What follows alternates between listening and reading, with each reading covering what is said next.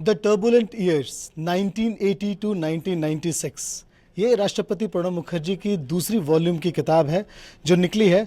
और इसमें सबसे बड़े गर्व की बात एपीएन और इंडिया लीगल के लिए है कि हमारे एडिटर इन चीफ इंद्रजीत बधवार जी का एक पूरा चैप्टर पूरा डेडिकेट किया है प्रेसिडेंट साहब ने उनके लिए। हम इसके बारे में भी जानेंगे, इस एक्सपीरियंस के भी बारे में जानेंगे। पहले ये जानने की कोशिश करते हैं कि आखिर जो मेंशन किया है उन्होंने उस चैप्टर में और उस इंसिडेंट के बारे में, उस इंसिडेंट को मैं आप इंद्रजीत सर से खुद जानना चाहूँगा। सर, क्या था वो इंसिडेंट और क्यों इस तरह का मेंशन आपको किया है प्रेसिडेंट साहब ने? ये हमारे लिए गर्व की बात है। पहले तो कॉन्ग्रेचुलेशंस। दूसरी बात, मैं वो इंसिडेंट जानना चाहूँगा सर। नहीं, मुझे इस बात पे हर्ष है कि प्रेसिडेंट साहब ने मेरे साथ एक इनफॉर्मल कॉन्वर्सेशन था 1986 में, जिसकी चर्चा की अपनी किताब में, कि उन्होंने, जो मैंने पढ़ी नहीं है अभी, मुझे लोगों से टेलीफोन आया है कि आपका नाम लेकर उन्होंने कहा कि उन्होंने मुझ में कन्फाइड किया था किसी मामले में। मुझे अच्छी तरह से याद है, 1986 का मामला है और ये कांग्रेस में एक बहुत सीनियर आदमी थे और फाइनेंस मिनिस्टर भी रह चुके थे। और उस टाइम पे Rajiv was completely in charge of Congress. उनके साथ में थे जैसे कि अर्जुन सिंह और करुणाकरन, और ये कांग्रेस के जो स्टॉलवर्ड्स थे उनके राजीव जी के बैकर्स थे। और कांग्रेस में उस टाइम पे एक विवाद चल रहा था कि मिसेस गांधी की डेथ के बाद, उनकी मृत्यु के बाद, कि ये कांग्रेस कहीं स्प्लिट ना हो जाए ओल्ड कांग्रेस और न्यू कांग्रेस में। और उसमें एक चर्चा चली थी कि कांग्रेस लॉयलिस्ट जो हैं वो इंदिरा गांधी के लॉयलिस्ट कहलाते थे कि वो राजीव गांधी के लॉयलिस्ट थे, क्योंकि जब राजीव गांधी ने टेक ओवर किया था एज प्रेसिडेंट, उनने उससे कोई 6 महीने पहले एक बॉम्बे में एक स्पीच दी थी जिसमें उन्होंने कहा था कि जो कांग्रेस के दलाल हैं उन्होंने पार्टी का नाश किया हुआ है, उन दलालों को पार्टी में से, ये उनकी बॉम्बे की बहुत फेमस एआईसीसी सेशन की स्पीच थी, जिसमें एक ओल्ड गार्ड ने कहा कि ये इंदिरा गांधी पे आक्रमण है, पॉलिटिकल सियासी आक्रमण है। तो old guard versus new guard का चर्चा चला हुआ था। उसके बाद कि कांग्रेस ने सिविक इलेक्शंस में काफ़ी सीटें लूज़ की, और इस पे जो ओल्ड गार्ड जो असल में था, लेड बाय कमलापति त्रिपाठी, पंडित कमलापति त्रिपाठी, बहुत ही सीनियर आदमी थे, वर्किंग प्रेसिडेंट भी रह चुके थे। उन्होंने एक चिट्ठी लिखी थी सब कांग्रेसमैन को कि that Rajiv ji has lost touch, अपनी बुनियाद से वो दूर हो गए हैं और वो पार्टी के मामले समझते नहीं हैं, और जो भी हम इंदिरा गांधी के साथ हमने पार्टी को जो बढ़ावा दिया था, वो हमारी सैक्रिफाइसेस हैं, हमने जो बलिदान दिया है उसको भूल गए हैं। तो इसको सुनकर इन्होंने, कमलापति त्रिपाठी तो इतने सीनियर मैन थे कि उनके खिलाफ तो बाद में इन्होंने सेंशर किया, एक चिट्ठी में उनका मजाक उड़ाया, बट उससे पहले इन्होंने 1-2 लोगों को पार्टी में से बाहर कर दिया, सस्पेंड कर दिया, जिनमें से थे प्रणब मुखर्जी साहब। और जब मुझे ये बात पता चली, मैं इंडिया टुडे का उस टाइम पे एडिटर था और मैं 97 GK2 ग्रेटर कैलाश 2 दिल्ली में रहता था, और मेरे पड़ोस में कमलापति त्रिपाठी, माफ़ कीजिए, प्रणब मुखर्जी साहब रहते थे। तो जैसे मुझे बात पता चली, मैं जानता नहीं था उनको, और मैंने उनके दरवाजे पे नॉक किया। ही वॉज़ वेरी एक्सेसिबल, और उस ज़माने में ये हाई सिक्योरिटी जैसे कि NSG वगैरह की ये प्रक्रियाएं जो होती हैं ये नहीं थी उस टाइम पे। तो उनकी पत्नी ने मुझे वेलकम किया। मैंने कहा मैं आपका पड़ोसी हूँ और मैं पत्रकार भी हूँ, कि सुना है कि कुछ अफसोस की बात है कि इनके खिलाफ ऐसा एक्शन हुआ है। तो उन्होंने कहा आइए अब मिलिए, वेरी पोलाइट, और मुझे सीधे ले गए। प्रणब मुखर्जी साहब अपने कुर्ते पजामे में थे, अपना पाइप पी रहे थे, बैठे हुए थे, और मेरी तरफ देखा नहीं उनने। और फिर उन्होंने कहा कि बताइए बधवार साहब, पूछिए। मैंने अपना इंट्रोडक्शन दिया। तो उन्होंने मुझसे पूछा कि क्या, मैंने कहा कि भाई सुना है कि आपको पार्टी से बर्खास्त कर दिया गया है कुछ। तो वो मेरी तरफ उन्होंने देखा, अपना पाइप भरा, मगर उनकी आंखों में उस टाइम आंसू भर आए थे। इनफैक्ट वो रोने लगे, मुझे अच्छी तरह से याद है। और मैं चुप रहा, क्योंकि उस टाइम पे मैं ये नहीं चाहता था कि उनके दिल में जो बीत रही है मैं उसको ज़्यादा, हाँ बिल्कुल। तो मैं चुप करा। फिर उन्होंने सिर्फ अपनी आंखें पहुंची और बोला कि देखिए कितना अन्याय हुआ है मेरे साथ, मैं तो सिर्फ पार्टी की मदद करने में, मैं कभी एंटी पार्टी रहा नहीं हूँ, मैं हमेशा ही कांग्रेसमैन रहा हूँ, और मैं कांग्रेस का एक लॉयल, मिसेस गांधी का अपने आप को एक लॉयल सोल्जर मानता चला गया हूँ। तो मैंने ये भी कहा कि ये आपके साथ जो नया गार्ड है, जो कांग्रेस का नया गार्ड है, जिसको जो राजीव कांग्रेस जिसे कहते हैं, कि आप इसकी क्या निंदा करते हैं। उन्होंने कहा देखिए कि कांग्रेस कभी इस तरह से हमेशा ग्रास रूट से टच रही है। अब जो लोगों ने इनकी निंदा की है वो आपको उनसे पूछना पड़ेगा, बट हाँ ज़रूर कमताइयाँ तो ज़रूर होंगी।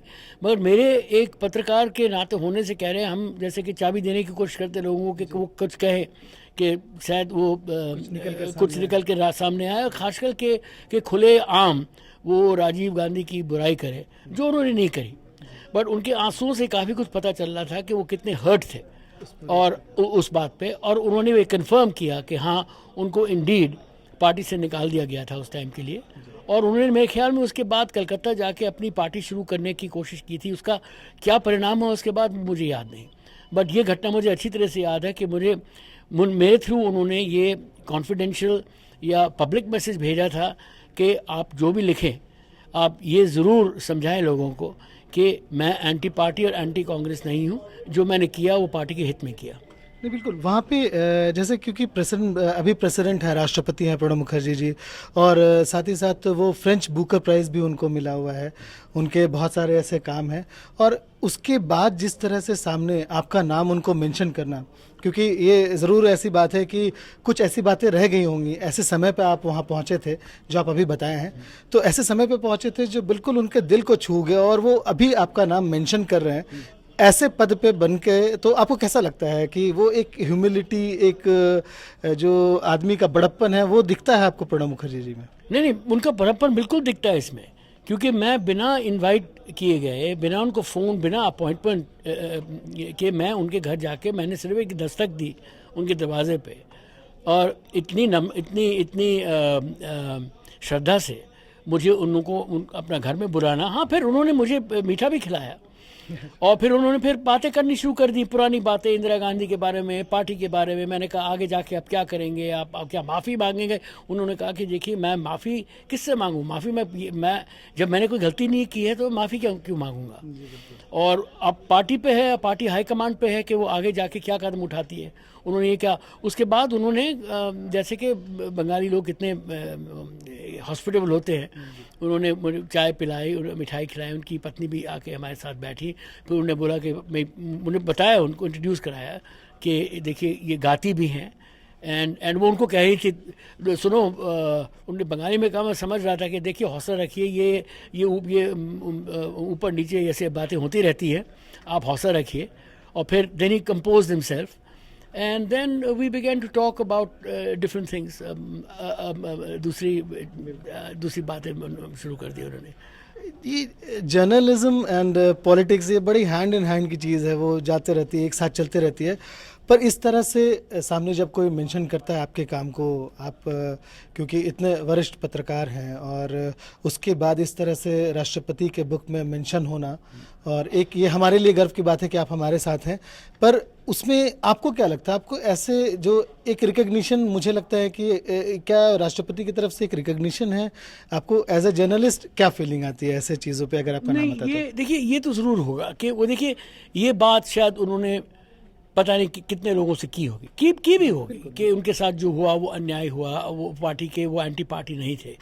बट उनको एक नाम लेना और कहा कि मैंने बलवार साहब के साथ ये डिस्कस किया था, तो इसका मतलब वो अपनी ही स्टोरी को हमारे थ्रू, क्योंकि मुझे प्रॉब्ली ऑनेस्ट और फेयर जर्नलिस्ट वो मांगते थे कि उन्होंने अपनी ये घटना जो उनके साथ घटी थी, उन्होंने दुनिया को मुझे उसका एक साक्षी बताया। तो इस बात पे मुझे गर्व है कि इसका, क्योंकि ऑब्वियसली क्योंकि इन्होंने बहुत लोगों से ये बात शायद कही होगी, बट दैट ही चोज मी, और उन्होंने कहा कि इनका नाम लेके मैं बताऊं दुनिया को कि ऐसी ऐसी घटना हुई थी। तो वो इसका मतलब कि उस बुक में मैंने पढ़ी नहीं है, मगर ये इनको जो ये मैं तो इसको बहुत छोटी सी घटना मानता था पहले, क्योंकि हम बहुत पॉलिटिशियन से बात करते थे, और उस टाइम पे कांग्रेस में रिवोल्ट चल ही रहा था। ये सीनियर मैन, अब कौन जानता था उस टाइम कि ये एक टाइम जाके कि कांग्रेस राष्ट्रपति क्या, उससे पहले भी कांग्रेस के सबसे ही पावरफुल और सबसे ही प्राइम मिनिस्टर पोस्ट के लिए प्राइम सबसे मिनिस्टर पोस्ट, नज़दीक बिल्कुल बिल्कुल। और जिनमें पार्टी के हर पार्टी का ट्रस्ट है इनमें, चाहे कम्युनिस्ट हो, चाहे कांग्रेस हो, चाहे लेफ्ट या सोशलिस्ट पार्टीज हो, मुखर्जी साहब को सब ट्रस्ट करती हैं। He is one of the most eminent and wise politicians of the country. आखिरी में मैं केवल एक पूछना चाहूँगा, एक तरह से हमारे चैनल के थ्रू, इंडिया लीगल के थ्रू, एक मैसेज जो आप प्रेसिडेंट को देना चाहेंगे इस बाबत। मैं प्रेसिडेंट को सिर्फ ये कहना चाहूँगा कि क्योंकि मुझे वही प्रणब मुखर्जी साहब याद आए थे जब उन्होंने अपनी रिपब्लिक डे स्पीच में कहा था कि हर हिंदुस्तानी जो यहाँ की जमहूरियत है उसको मजबूत करने के लिए हम सबको थोड़ा थोड़ा रेबेल करना चाहिए, हमें पूरा कन्फॉर्मिज्म नहीं होना चाहिए और हमें ऑलवेज क्वेश्चनिंग करनी चाहिए। तो मुझे उस टाइम पे जब उन्होंने ये कहा, मुझे बहुत गर्व हो रहा कि बहुत गर्व हुआ पर्सनली कि हिंदुस्तान के प्रेसिडेंट के ये दिवस के अवसर पे इस तरह का संदेश अपने देश को दे रहे हैं। और मुझे उस टाइम पे वही प्रणब मुखर्जी याद आए जो मैं 86 में मिला था, जब when he was younger and I was younger, जब उन्होंने मेरे सामने आंसू बहाए थे। जी बिल्कुल। तो ये बहुत गर्व की बात है हमारे लिए कि इंडिया लीगल के लिए, एपीएन के लिए, कि इंद्रजीत सर को इस तरह से रिकग्निशन मिला है। ये बात ज़रूर है कि यहाँ पे वो आंसू, चाय की प्याली और वो मीठा ज़रूर याद है सर को। इसके साथ ही मैं ये भी कहना चाहूँगा कि इस तरह से रिकग्निशन आपको तभी मिलता है जब एक तरह से दृढ़ निश्चय के साथ आप एक जर्नलिज्म या पत्रकारिता करते हैं। कैमरा पर्सन सुमेंद्र के साथ विजेंद्र, एपीएन।